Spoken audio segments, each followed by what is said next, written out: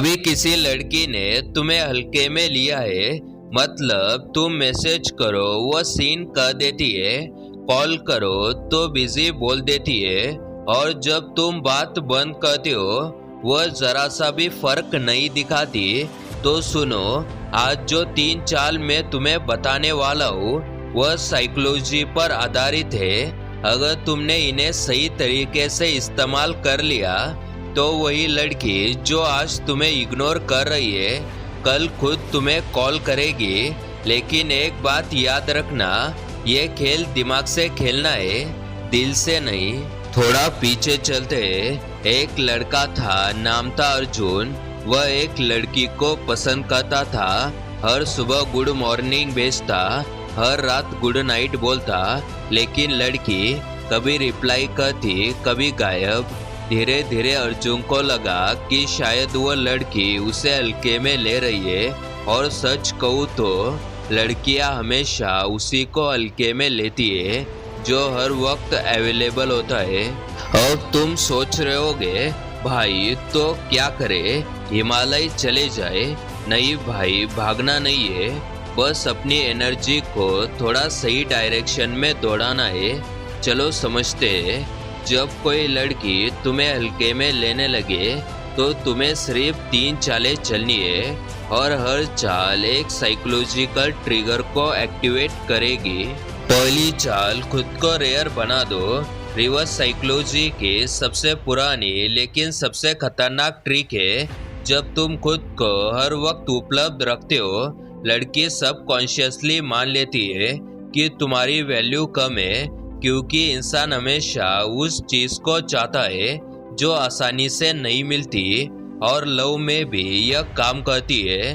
तो अगली बार अगर कोई तुम्हारे मैसेज का रिप्लाई देर से करे, तुम भी इंस्टेंटली लेट रिप्लाई दो। यह कोई ईगो नहीं है, यह एक साइकोलॉजिकल मिरर है।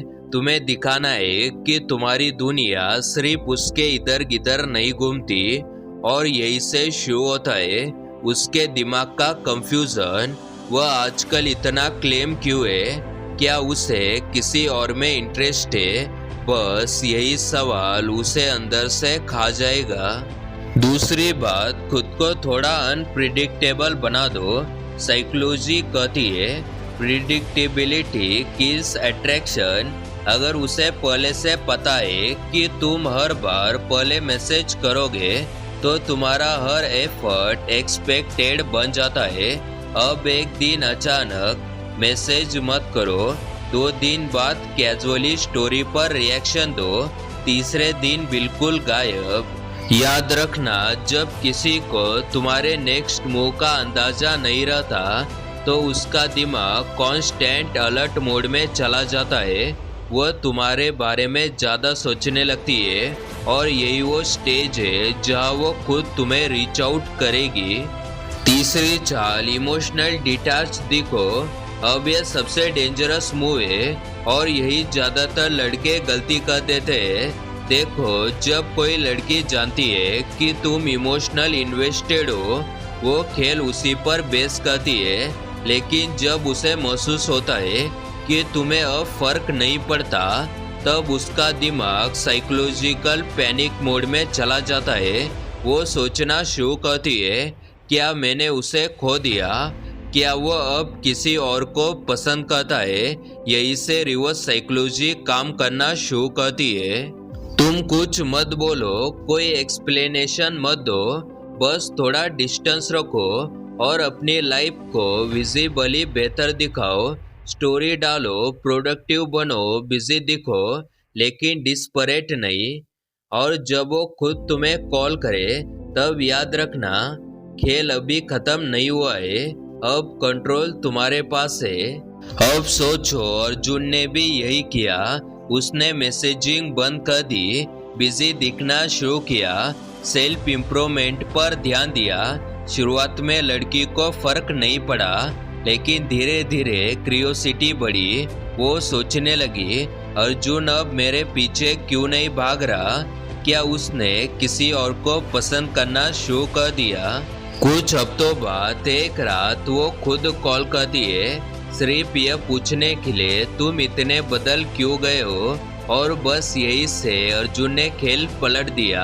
याद रखो, किसी भी रिलेशनशिप में जो ज़्यादा इन्वेस्ट करता है वो कंट्रोल खोता है। अब शायद तुम सोच रहे हो यह बातें तो काम कर सकती है, लेकिन क्या यह सही है? देखो, साइकोलॉजी न्यूट्रल होती है, उसे फर्क नहीं पड़ता तुम इसका इस्तेमाल लव के लिए करो या मैनिपुलेशन के लिए।